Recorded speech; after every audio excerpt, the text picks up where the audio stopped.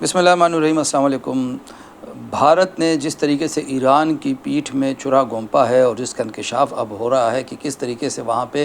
بھارتی جاسوسوں کا net work تھا جو اسرائیل کے لیے کام کر رہا تھا، جس کے بعد اب بھارت ایران کی جو دوستی کی پینگیں تھیں اس کی کلئی کھل گئی ہے۔ میں ہوں آصف نثار غیاثی، اور آج کے ولاگ میں ہم اسرائیل اور بھارت کے تعلقات کا جائزہ لیتے ہوئے دیکھیں گے کہ کس طریقے سے ایران نے ہر معاملے میں بھارت کو ترجیح دیتے ہوئے پاکستان کے ساتھ تعلقات کو سرد مہری کا شکار بنائے رکھا،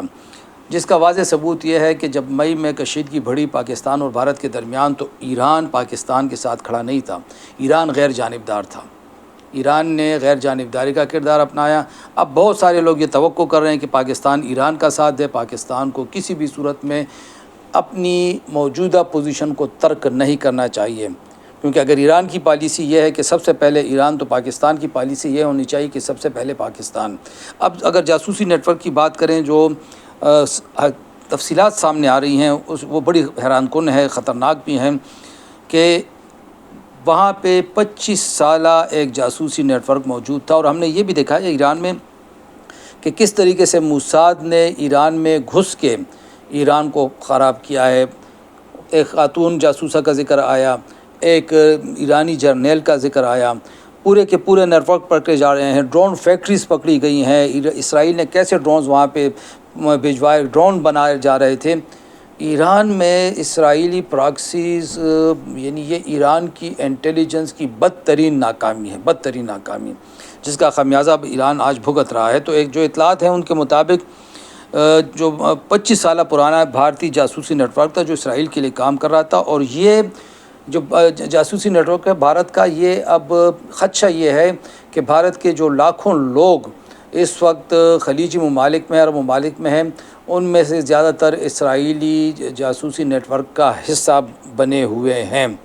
اور یہ بتایا جاتا ہے کہ اسرائیل ان کو ٹیکنیکل سپورٹ دیتا ہے، اور بھارت اس کو اپنا جو مین پاور ہے، جو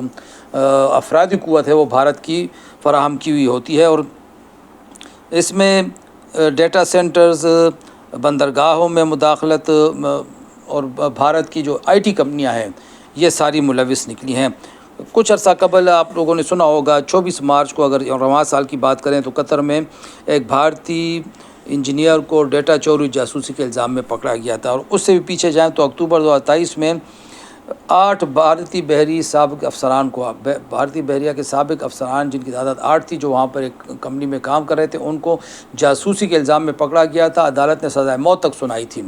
بعد میں کسی کی مداخلت پہ وہ سزائے موت ان کی بدل گئی اور ان کی رہائی ممکن بنائی جا سکی۔ اس وقت سعودی عرب، کویت، امارات، عمان میں لاکھوں لوگ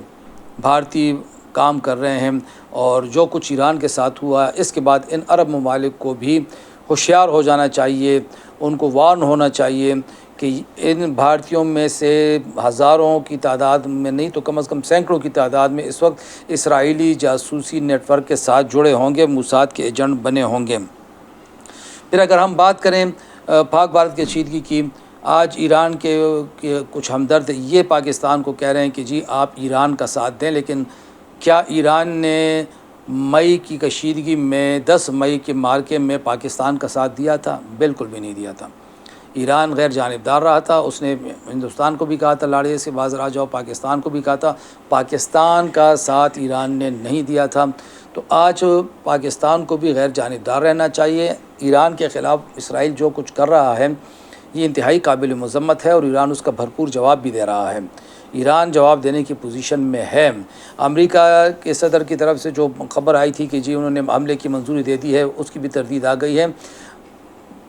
اسرائیل آج اس کی یہی کوشش ہے کہ کسی طریقے سے امریکہ اس معاملے میں کود پڑے۔ ایران کی حامی کی کوشش یہ ہے کہ پاکستان اس کے ساتھ عملی طور پہ شریک ہو، لیکن پاکستان کے آرمی چیف اور امریکی صدر ڈونلڈ ٹرمپ کی جو ملاقات ہوئی ہے اس کے بعد